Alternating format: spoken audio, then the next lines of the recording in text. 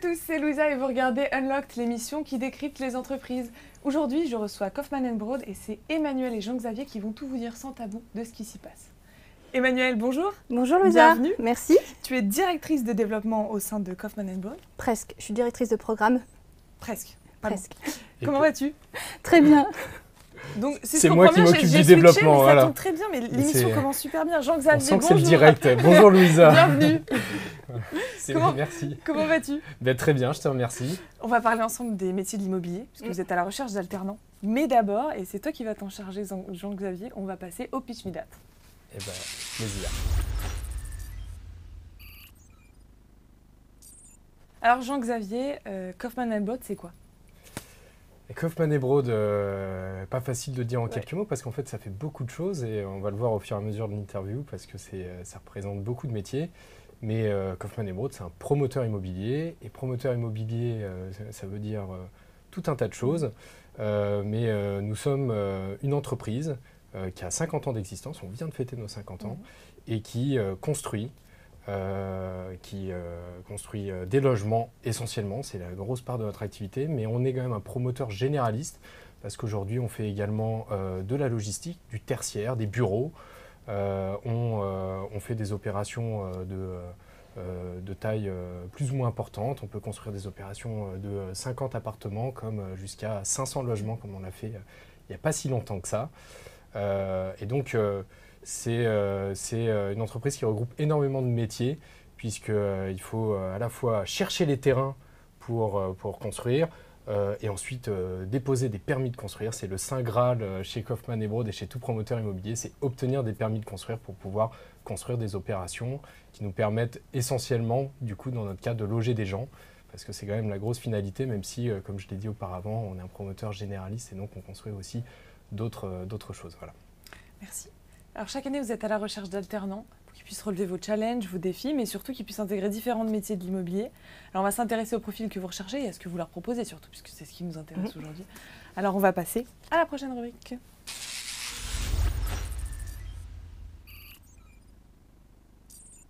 Pour intégrer les métiers de l'immobilier au sein de Kaufman & Broad, est-ce que vous recherchez un type de profil ou de diplôme en particulier? Non, pas de diplôme en particulier puisqu'on a, en tout cas dans mon équipe, j'ai diverses personnes avec des profils complètement différents. J'ai aussi bien des ingénieurs que des juristes.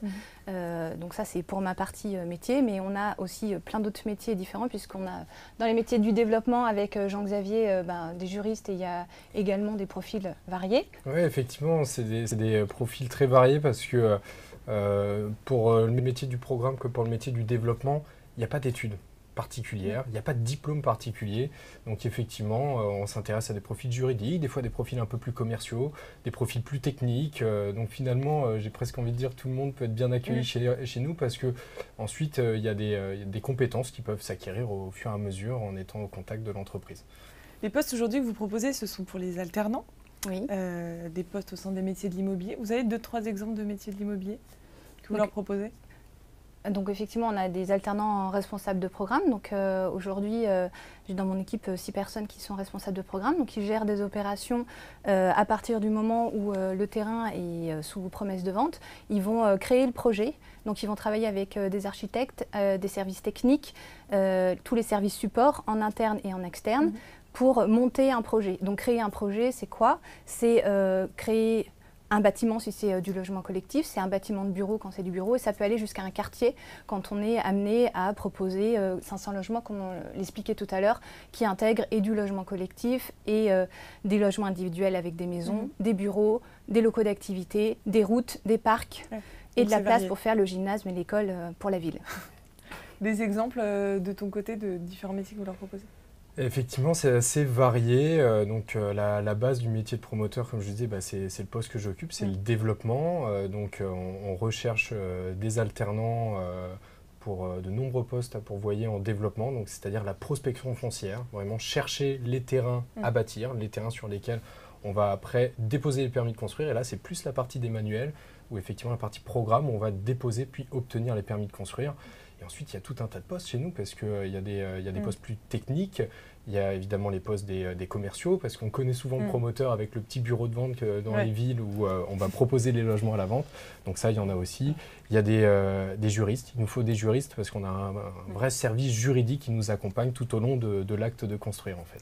Et il y a des choses indispensables pour intégrer le groupe? Vous m'avez parlé tout à l'heure... Je crois qu'effectivement, faut avoir une réelle envie peut-être de participer à construire la ville de demain. Et tu m'as parlé tout à l'heure du permis. Ah oui, c'est vrai, ça c'est le prérequis. J'étais sur l'état d'esprit parce que je pense qu'il faut être animé de cet état d'esprit-là. Maintenant, c'est vrai qu'aller trouver des terrains, si on doit le faire à pied, c'est un peu long. En train, tout n'est pas encore si bien desservi qu'on le voudrait. Donc effectivement, le permis de conduire est indispensable pour venir chez nous. Pour nos deux métiers, mais il y a aussi pas mal de postes à pourvoir sur les fonctions support qui sont basées au siège, donc qui peuvent être accessibles en transport en commun, notamment les comptables, le service financier, le service marketing, le service des ressources humaines. Donc on a aussi sur tous ces postes-là des alternances à pourvoir et on a oublié les services techniques, mais on a aussi des postes à pourvoir là-dessus, sur les achats, donc les gens qui vont passer les marchés de travaux et après on a aussi la production, ceux qui suivent les chantiers. Donc là pareil, véhicule. Donc on notera le permis. Pour le processus d'embauche, je m'avais dit tout à l'heure, c'est un processus classique. On postule, on est appelé par une RH, ensuite entretien manager. Il y a combien de postes à pourvoir? Il y a 40 postes aujourd'hui à pourvoir en alternance et il y a notre job dating qui est organisé le 20 mai prochain. Vous embauchez après une alternance? Un tiers des alternants. Ah oui, un tiers des alternances. Je dirais même qu'on a à cœur le plus possible d'embaucher les alternants, de leur proposer un CDI. Donc ça c'est la stat au niveau national. Effectivement chez Kaufmann il y a un tiers des alternants qui ont proposé un CDI, qu'on embauche, et nous dans nos équipes on l'a déjà fait et on est en passe de le faire avec d'autres aussi. Effectivement quand ça se passe bien, c'est qu'on a aussi passé du temps nous à les former, donc si tout le monde est partant, il n'y a pas de raison qu'on ne propose pas, on en est ravis au contraire. La fourchette salariale d'un alternant c'est quoi? Aujourd'hui c'est basé sur le revenu, la grille tarifaire, de base. C'est la grille classique. Ouais. Si j'ai bien compris, vous êtes tous les deux managers, vous avez des équipes sous votre responsabilité. Comment tu manages ton équipe ou un alternant qui arrive dans ton équipe? Moi j'ai une équipe jusqu'à 5 personnes, donc ce qui me permet d'avoir plutôt toujours 3 personnes plus expérimentées et 1 ou 2 alternants. Donc entre guillemets, il y a une bonne équipe déjà pour accueillir le nouvel arrivant. Moi je prends toujours le temps, surtout la première journée, de bien lui présenter l'entreprise et les personnes avec qui il va être en contact. C'est toujours compliqué de retenir tous les noms des entreprises le premier jour, mais au moins d'identifier un peu le visage, donc c'est important de bien accueillir. Et puis ensuite, je l'emmène sur plusieurs rendez-vous, je lui propose de faire telle ou telle mission, puis il revient vers moi s'il a la moindre question, et c'est comme ça qu'on avance petit à petit, en essayant de leur donner de plus en plus d'autonomie au fur et à mesure de l'alternance. Pareil de ton côté, j'imagine, en termes de management. Oui, après, il y a un premier moment, effectivement, pour s'approprier les codes de l'entreprise, qui fait quoi, qui travaille où, avec qui je suis en interaction. Et après, ce que je leur dis, c'est vous êtes comme un responsable de programme en vacances de temps en temps, donc anticipez vos vacances qui reviennent régulièrement. Voilà, l'idée, c'est qu'ils aient vraiment des vrais objectifs et des vraies missions pour qu'ils découvrent le métier et qu'ils soient au top à la fin de leur alternance pour être embauchés. Il y a des choses que vous mettez en place pour l'équilibre vie pro, vie perso? L'équilibre vie pro, vie perso, je pense que c'est important pour tout le monde, nous les premiers. Moi je suis jeune papa depuis 3 mois, donc j'accorde aussi beaucoup d'importance à bien concilier les deux. Bon, après je pense que c'est un petit peu différent dans le cadre de mon métier parce que c'est un métier où on est beaucoup sur le terrain, donc les horaires sont un peu flexibles. Et je pense que nous on est une entreprise qui a la culture du résultat. Donc on n'est pas trop on n'est pas derrière les gens, on ne regarde pas à leurs horaires près, c'est à eux de s'organiser. Et puis derrière, en revanche, faut que le travail en équipe se passe bien. Voilà. Vous avez des engagements RSE particuliers, des choses que vous mettez en place?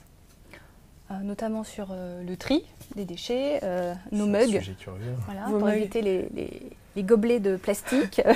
Donc l'alternant qui intègre Kaufmann & Brown, il aura son mug? Ah on va lui offrir son mug, c'est indispensable. Son mug Kaufmann, siglé Kaufmann.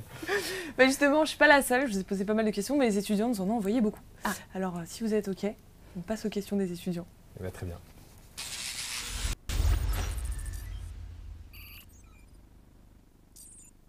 Alors, je vous montre ceux qui ont envie de vous poser comme question. C'est parti. Je voulais vous demander quelles sont les possibilités d'évolution dans l'entreprise. Les évolutions, vous avez dit, il y a un tiers de recrutement. On passe d'alternant, on est embauché. Qu'est-ce qui se passe après? Il y a tout un parcours de vie, une carrière qui peut se construire. En l'occurrence, Emmanuel et moi, ça fait 9 ans qu'on travaille ensemble. Donc on a fait un bout de notre carrière ensemble et on a gravi les échelons. On est un exemple parmi tant d'autres chez Kaufmann à avoir évolué dans le poste, à prendre des responsabilités au fur et à mesure. Donc un alternant, c'est vrai que plus il prend en autonomie, un alternant embauché, plus il prend en autonomie, plus il peut prétendre après à des fonctions importantes et notamment à pouvoir prendre une direction à terme. C'est des parcours types ou individualisés? Ce sont des parcours individualisés, mais on a aussi des passerelles qui sont possibles entre différents services et différents métiers, puisque moi-même je suis rentrée chez Kaufmann Emeraude il y a 12 ans au service technique. Donc j'ai intégré l'équipe au service technique, montage technique. J'ai fait quelques années, j'ai fait une passerelle vers le poste de responsable de programme, et puis après j'ai évolué effectivement dans les fonctions de responsable de programme, directrice adjointe, directrice, voilà, avec une équipe qui grossit. Tout à fait. On passe à la deuxième question. Are there more young people, more old people? La proportion de jeunes au sein de l'entreprise. C'est hyper jeune, j'ai pas de chiffre en tête, mais rien que sur nos équipes. Non mais voilà, c'est au sein de l'entreprise, j'ai pas de chiffre. Maintenant sur nos postes, programme développement, dans nos équipes, il n'y a que des moins de 30 ans. Moi, c'est plus diversifié. C'est un petit peu plus diversifié, mais c'est vrai que ça reste relativement jeune. Dans nos équipes, après, je pense qu'il y a des postes où il y a des gens un peu plus expérimentés sur d'autres missions. Ouais. Ok. On prend la suivante. Est-ce qu'on travaille en solo ou bien en team? C'est un des collaborateurs de l'entreprise. Le nombre de personnes, donc tu t'as dit que tu avais une équipe de 5 personnes? Moi, j'ai une équipe de 5 personnes et Kaufmann, c'est 950 personnes en tout. Donc, il n'y a pas des contacts avec tout le monde. Maintenant, c'est vrai que ce sont des métiers très transversaux où on discute beaucoup entre nous. Donc, il y a des contacts très divers. Sans compter tous les contacts externes, parce que nous, dans nos métiers, on est très en contact alors, avec des propriétaires de terrain, évidemment, les élus, très important, on est en contact direct avec des maires, des députés, etc. Les notaires, les architectes, voilà, il y a tout un tas de métiers avec qui on est en contact au quotidien. On continue. Est-ce que la proportion d'hommes et de femmes est la même? Et est-ce que pour un même job, le salaire va être très différent pour des hommes et des femmes? Parité homme-femme. Alors, parité homme-femme, dans mon équipe, elle est respectée. Après, sur certains types de métiers, effectivement, on a des services où il y a plus d'hommes ou plus de femmes. Ça dépend vraiment les métiers, mais globalement, la parité est respectée. Et notamment pour les salaires, effectivement, il y a une charte homme-femme pour que ce soit respecté. Tout à fait. Puis la parité est respectée au sein de Kaufmann. Après, c'est vrai, selon les métiers, c'est pas toujours le cas. Je suis peut-être le mauvais exemple. À ce jour, j'ai qu'une équipe masculine. Mais c'est un métier qui se féminise, donc toutes les candidatures sont les bienvenues. Bon. Allez. Je voudrais savoir s'il y a la possibilité de flexibilité dans le travail. Je vous ai dit tout à l'heure, vous n'êtes pas très regardant, vous n'êtes pas regardant sur l'emploi du temps à l'heure près. C'est-à-dire qu'un alternant, il gère comment ses horaires, son travail, sa journée? Ça dépend quand même beaucoup selon le poste dans l'entreprise. Là, par rapport aux deux métiers que nous, deux postes que nous on représente, il y en a un plus au bureau et un plus à l'extérieur. Donc la flexibilité n'est pas la même. Mais pour ce qui me concerne, c'est vrai qu'il n'y a pas d'horaire type et ce qu'il faut, c'est qu'on arrive à bien faire le travail. Donc encore une fois, pas regardant, quoi. Ils peuvent organiser leur journée en fonction, tant qu'il y a le résultat. Exactement. On résumera ça comme ça. Do you have any workshops for me to do? How many hours will it be? Will it be one per week or more? Est-ce que vous proposez des formations en interne pour un alternant? Pas pour les alternants, puisqu'ils sont déjà en formation une partie de leur temps à l'école. Par contre, tout ce qu'on peut leur apprendre, ça fait aussi partie de la formation. Donc, on est, en général, ils ont de toute façon un tuteur de stage qui est là, qui est référent, qui va l'accompagner. Le manager reste toujours aussi disponible pour l'accompagner et le former. Mais il n'y a pas de formation à l'extérieur en plus de sa formation à l'école. Parfait. J'imagine qu'en tant qu'expert, vous avez des conseils à leur donner. C'est ce qu'on va voir tout de suite.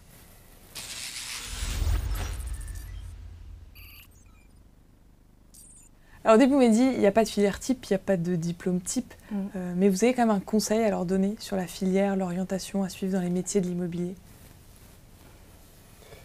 Pas d'école type, c'est vrai. On a, ces derniers temps, je pense qu'on a beaucoup recruté au sein de, si je peux citer quelques écoles, au sein de l'ESPI, Kedge. On regarde beaucoup aussi les gens qui ont des diplômes de droit. Après, en termes de conseils, moi, encore une fois, je leur dirais être animé de l'envie de vouloir construire la ville de demain et venir avec l'envie d'apprendre. Un alternant, c'est aussi ce qu'on lui demande, c'est avec l'humilité de se dire je vais découvrir le métier. Et quand on arrive avec cette soif de découverte, globalement, on a de grandes chances de réussir, quoi. Le soft skill qui peut faire la différence en entretien? Moi, je dirais débrouillard, montrer qu'on n'a pas les deux pieds dans le même sabot et voilà, être force de proposition. Il y a un obstacle, comment on le franchit, comment on le contourne, voilà. Qu'est-ce que tu fais passer des entretiens? Oui. Qu'est-ce que tu attends d'un candidat lorsqu'il est en face de toi?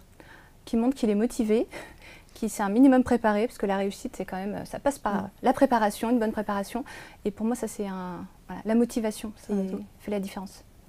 Tu es d'accord avec Oui, bien sûr, parce que skill. comme on le disait, effectivement, vu qu'il n'y a pas de diplôme type, on attend vraiment de voir si les gens ils ont envie de s'investir pour l'entreprise, qui s'y sont intéressés, qui ont un peu regardé ce que faisait Kaufman & Broad. Donc effectivement, si on ressent ça dans l'entretien, ça donne envie de poursuivre. Donc c'est la personnalité avant la formation? Oui. Je pense que ça compte pour beaucoup, oui. Ouais, c'est vrai. Le hard skill de demain dans la filière de l'immobilier? Être curieux pour trouver les innovations. Oui, la curiosité, c'est peut-être un des enjeux. Et puis, il y a des choses à maîtriser en termes de management. Est-ce qu'il y aura un logiciel, des choses techniques? Alors, des choses techniques, non, parce qu'on fait beaucoup de gestion de projet, donc c'est beaucoup d'humains. Donc la gestion de projet, c'est une donnée importante, effectivement, mais ça reste de l'humain, ça ne sera pas remplacé par les ordinateurs. Mais vraiment, non, s'intéresser à comment on va construire les nouvelles villes, parce que effectivement, les matériaux changent, la manière de construire change. Et c'est vrai que quand il y a des jeunes qui s'intéressent à ça, ça bouscule un peu même des fois les habitudes d'entreprise, et c'est pas plus mal. C'est quoi votre plus gros challenge aujourd'hui au sein de Kaufman & Broad? Ou le plus gros challenge de demain à relever? C'est de réfléchir à l'habitat de demain pour trouver des solutions pour réduire les charges et faire un habitat écologique et économe en énergie pour que nos futurs occupants n'aient plus trop de charges à payer. Voilà, c'est l'enjeu de demain pour Kaufman aujourd'hui. Oui, clairement. Je suis entre le moment où on est arrivé chez Kaufman et aujourd'hui, les modes constructifs ont changé. Maintenant, on travaille sur des bâtiments 100% en bois. Donc, c'est un gros enjeu, c'est un gros défi de réussir à mener ces opérations à bien dans les prochaines années. Bon, alors maintenant, ça va être votre instant. Ça va être le moment carte blanche où vous allez pouvoir dire ce que vous voulez sur Kaufman & Broad. Vous êtes prêts? On y va. On est prêts.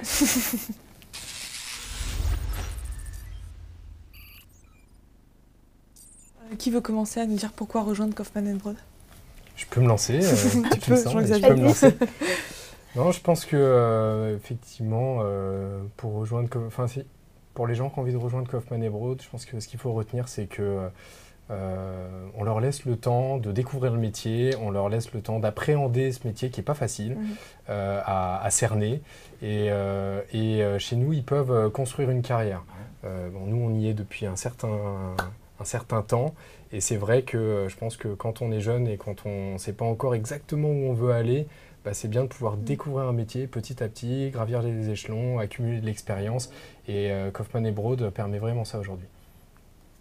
Emmanuel? On cherche toujours des talents, des gens qui ont envie. Donc s'ils sont motivés, qu'ils ont envie d'apprendre, envie de donner, de s'investir, on est prêt à les accueillir. Parfait, mais je vous remercie tous les deux. Merci pour tous ces bons conseils. Merci. Chez vous, si vous êtes intéressé, vous pouvez postuler directement sur kaufmanbroad.fr ou sur jobteaser.com. Encore merci à tous les deux d'avoir été là aujourd'hui. Merci à toi. Merci. À bientôt. À bientôt. Et comme d'habitude chez vous, je vous donne rendez-vous très vite pour un prochain live.